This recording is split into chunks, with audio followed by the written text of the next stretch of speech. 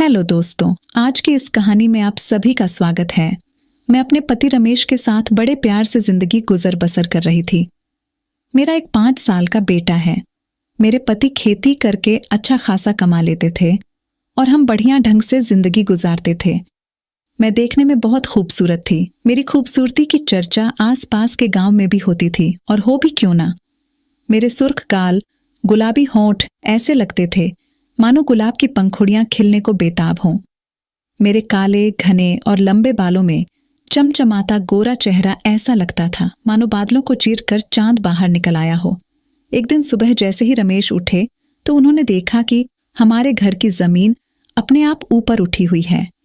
जब यह सब मैंने देखा तो मैं बोली, इसके नीचे जरूर कोई खजाना गड़ा है। रमेश ने उस जगह को खोदा तो वहां एक खाली घड़ा मिला। मैं बोली, माया ऐसे नहीं मिल जाती है, वह तो जिसकी किस्मत में होती है उसे ही मिलती है।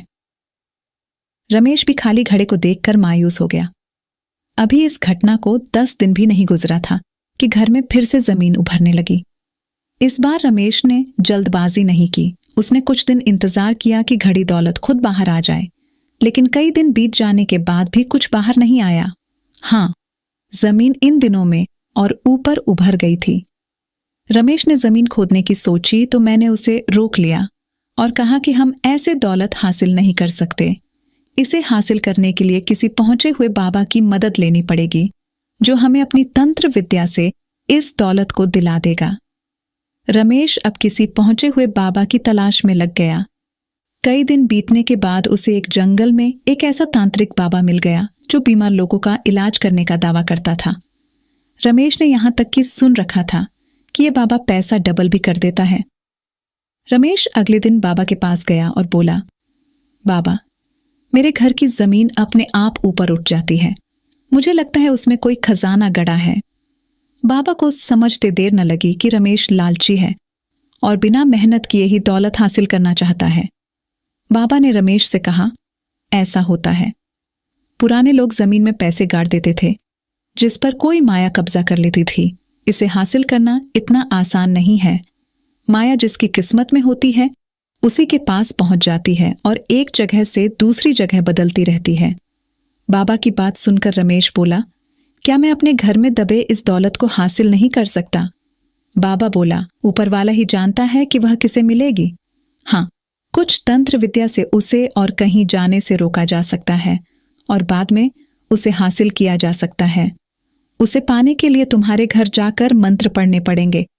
और हम बाबा लोग जंगल में रहते हैं, आज यहां कल वहां, हमें खुद को नहीं पता। हम तो लोगों की मदद करने के लिए एक जगह से दूसरी जगह पर घूमते फिरते हैं, हम किसी के घर नहीं जाते। रमेश मायूस होकर वहां से घर वापस लौट आया। घर आकर रमेश ने सारी बातें मुझको बताई और कहा कि बाबा ने घर पर आने से मना कर दिया है। पता नहीं अब यह दौलत हमें कैसे मिलेगी। ये सुनकर मैं बोली, हम दोनों कल दोबारा उनके पास चलते हैं।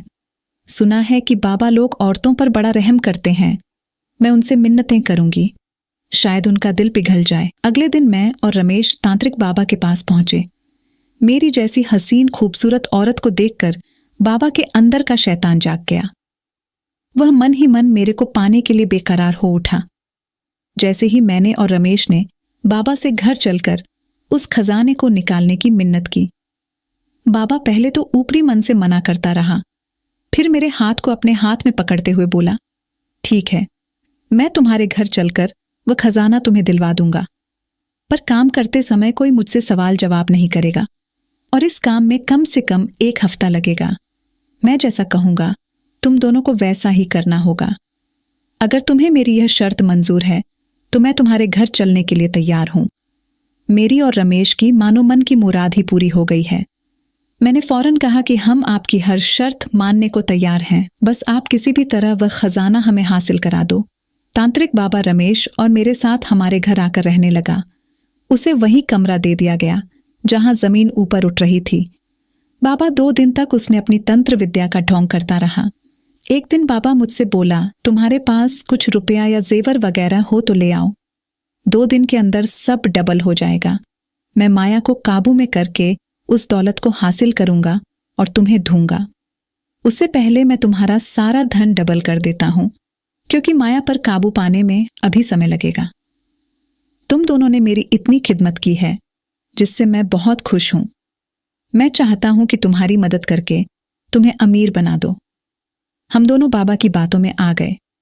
मैं अपने सारे जेवर ले आई और रमेश ने 2 लाख जो जमा पूंजी थी सब लाकर बाबा को दे दिया। बाबा अपनी खुशी छिपाते हुए बोला, इन पैसों को एक पोटली में डाल दो और जो जेवर तुमने मुझे दिए हैं उन्हें भी पोटली में रख दो। सभी एक जगह करके बाबा ने रमेश से कहा, एक गड्ढा खोद दो और दोनों मिलकर अपने हाथ से इस पोटली को उसमें दबा दो। सुबह तक सब डबल हो जाएगा। हमने ऐसा ही किया। फिर बाबा बोला, अब तुम दोनों नहाकर आ जाओ। रात होते ही मैं मंत्रों का उच्चारण करना शुरू कर दूंगा। तुम दोनों आज रात यहीं मेरे साथ मंत्रों को दोहराते रहना। तब तक मैं तुम्हारे लिए स्पेशल प्रसाद तैयार करता हूं। रात को मैं और रमेश बाबा के पास बैठ उसके बोले हुए मंत्रों को दोहराने लगा। तभी बाबा ने हमें अपने झोले से प्रसाद निकालकर खाने के लिए दिया। हमने जल्दी जल्दी बाबा का दिया हुआ प्रसाद खाना शुरू कर दिया। लेकिन देखते ही देखते हम दोनों नींद में झूमने लगे, क्योंकि उस प्रसाद में नशा मिला हुआ था। कुछ ही पलों में रमेश बेहोश हो गए। मेरी भी आंखें नहीं खुल रही थीं। बाबा मेरी तरफ बढ़ा तो मेरे को देखकर हक्का बक्का रह गया। बाबा ने बिना समय गंवाए वह बाबा मेरे पास आया और मेरी बेहोशी का फायदा उठाने लगा। मुझे लगा कि बाबा सिर्फ सारे पैसे लेकर चला जाएगा, लेकिन वह बहुत शैतान था। उसने मुझे देख लिया था और उसके मन में मेरे साथ मस्त वाला क्रिकेट खेलने की इच्छा जागृत हो चुकी थी। अब वह किसी भी हालत में मेरे साथ मस्त वाला क्रिकेट का खेल खेलना चाहता था। इसलिए उसने हम दोनों को नींद की दवाई दे दी। नींद की दवाई उसने प्रसाद में मिलाई थी और वह प्रसाद खाकर मैं और मेरा पति एकदम बेहोश हो गए। मुझे थोड़ा थोड़ा होश फिर भी था, लेकिन मेरा पति पूरी तरह से नींद में था। उस बाबा ने मेरे साथ 1 से 2 घंटे तक मस्त वाला क्रिकेट का खेल खेला। जब वह थक गया तो वह आराम करने लगा। वह 1 घंटे तक आराम किया और फिर से मेरे साथ क्रिकेट खेलना शुरू कर दिया। मुझको महसूस हो रहा था, लेकिन मैं चाहकर भी कुछ नहीं कर पा रही थी। जब बाबा मेरे साथ खेलकर पूरी तरह शांत हो चुका तो उसने सारा सामान उठाया और रात के अंधेरे में वहां से रफू चक्कर हो गया। सुबह जब हम दोनों की आंख खुली तो हम सामने का नजारा देखकर दंग रह गए। जब हमने वहां गड्ढा खोदा हुआ देखा तो हमारे होश उड़ चुके थे। उसमें से रुपए और जेवर की पोटली गायब थी। हम दोनों एक दूसरे के गले लगकर रो रहे थे और एक दूसरे से कह रहे थे कि दौलत के लालच में हमने अपना सब कुछ गंवा दिया। मैं और रमेश अपने आप को कोस रहे थे।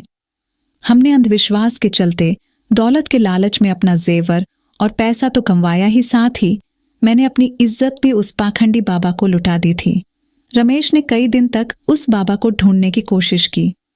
उस जंगल में भी गया, पर उसे कुछ न मिला। हमारा सब कुछ लुट गया था।